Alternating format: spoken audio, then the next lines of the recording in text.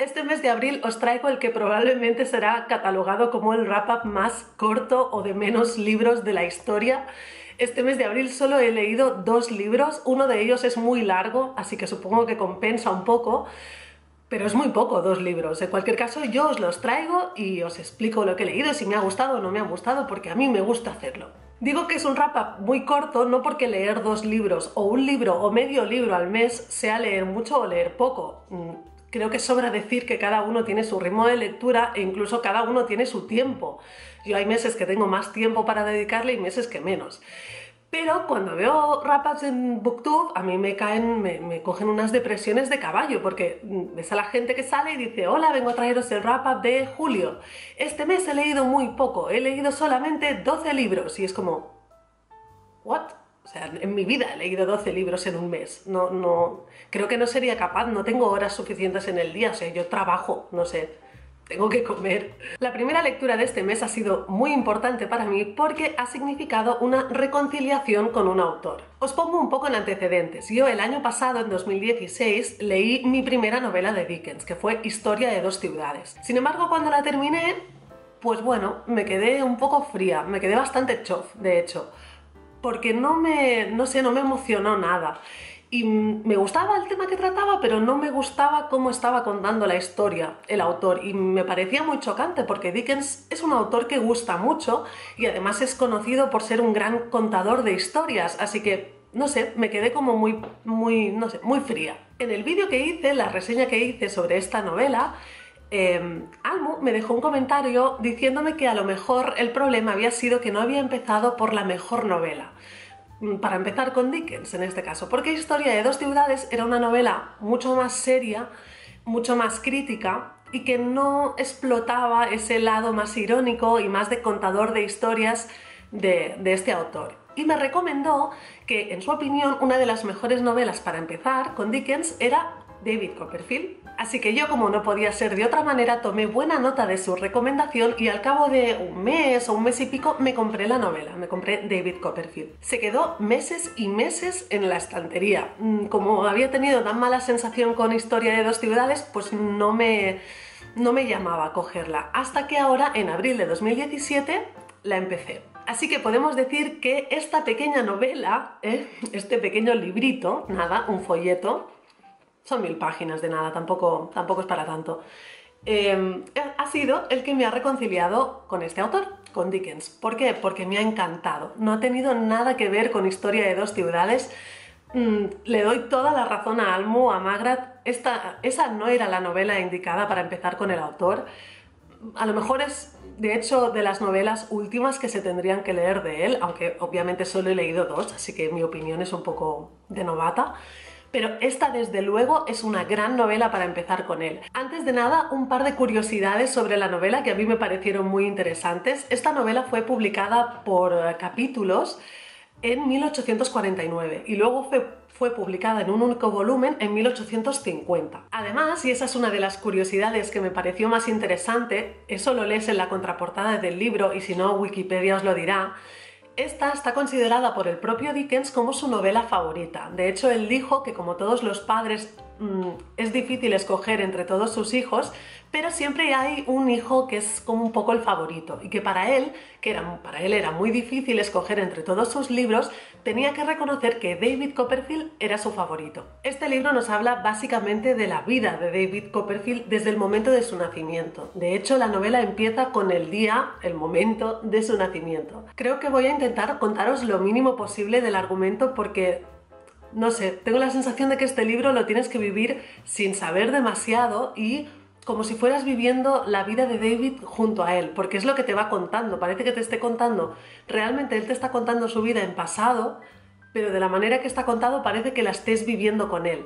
Y creo que por ese motivo es mejor no saber demasiado, pero en cualquier caso sí que podemos saber, porque el argumento lo explica, que es un niño que nace sin padre. Su padre murió meses antes de que él naciera y por lo tanto nace con su madre y se cría con su madre y con la criada o con su niñera, más bien. Él, que está muy apegado a su madre y a su niñera, cuando empieza a pasar el tiempo, su madre se casa con un señor y este señor se muda a la casa y ahí empiezan los problemas. De hecho, David tendrá una infancia bastante desdichada y a partir de ahí se verá en la obligación de buscarse las castañas y tirar para adelante un poco él solo. Por lo tanto, aunque en la novela hay varias tramas, siempre vamos siguiendo al mismo personaje.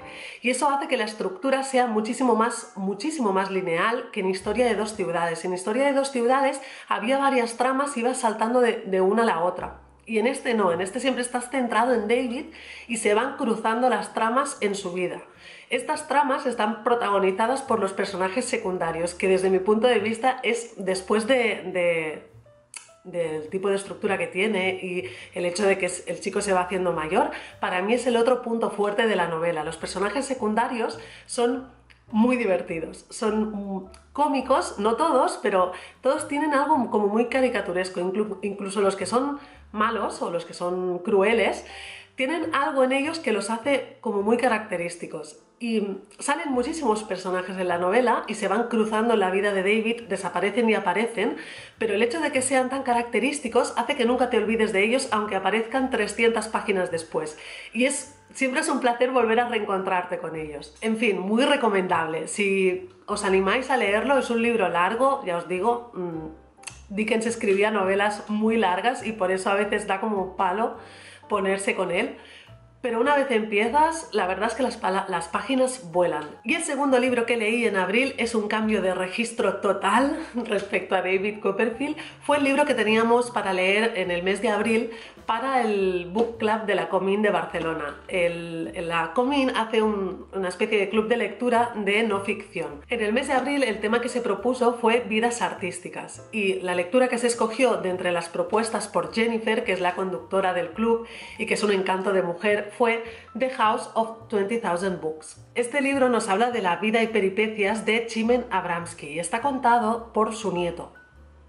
Él, cuando murió su abuelo, se dedicó a recopilar toda la información que pudo para escribir como una especie de biografía de su abuelo, explicando un poco cómo fue su vida y sobre todo cómo fue su pensamiento. Chimen Abramsky, cuyo nombre debo estar pronunciando fatal, por cierto, nació en 1916 y murió en 2010, por lo tanto vivió durante el siglo más convulso de la historia de Europa. Él nació en Rusia, era judío y pertenecía a una familia de rabinos muy prestigiosa y cuando era jovencito emigró a Reino Unido. Ya de muy joven en Rusia simpatizó muchísimo con el movimiento comunista soviético y cuando se mudó a Reino Unido fue durante muchísimos años un ferviente militante del Partido Comunista. El interés que tiene la vida de este hombre es sobre todo relacionado con el coleccionismo que él tenía, muy focalizado en literatura comunista o relacionada con el comunismo y de la liturgia judía o literatura relacionada con el judaísmo. De hecho, la curiosidad que supongo inspiró el libro y su título además, es que llegó a tener una colección, una biblioteca en casa de unos 20.000 tomos. 20.000 tomos son muchos tomos realmente. Yo no me quiero imaginar, aunque lo describe durante el libro, lo que tenía que ser esa casa. Mira que a mí me gusta una casa llena de libros más que a un tonto un lápiz, pero tenía que ser muy, muy agobiante. De hecho, en el libro explica que tenía la casa completamente forrada en libros. Había muy pocos espacios donde no hubiera una librería con tomos y manuscritos y documentos. Era un gran coleccionista de literatura y sobre todo de estos dos temas, ¿no? Del comunismo y del judaísmo. Tengo que reconocer que es un libro que ha ido de menos a más. La primera mitad del libro sí que se me hizo un poco pesada. Me costaba muchísimo avanzar y además creo que este libro tiene un problema y es que está muy desordenado. Pero luego vamos a eso. Sin embargo, de la segunda mitad hacia el final me ha gustado muchísimo. Él cuando era joven era, como os digo, un ferviente militar del Partido Comunista, creía ciegamente en la idea de la revolución soviética que vendió Stalin y eso lo hizo además en contra de su padre. De hecho, su padre estuvo encarcelado o deportado a Siberia por el régimen soviético y él aún así seguía creyendo fervientemente en el ideal de la revolución. Y es muy interesante ver cómo al hacerse mayor y conforme se van desarrollando los acontecimientos, sobre todo de la Segunda Guerra Mundial, cómo ese pensamiento va cambiando, cómo él se va dando cuenta de los horrores que está haciendo Stalin y de lo cruel que era ese régimen, y ver cómo él se va dando cuenta y se va avergonzando de la fe que tenía en ese régimen.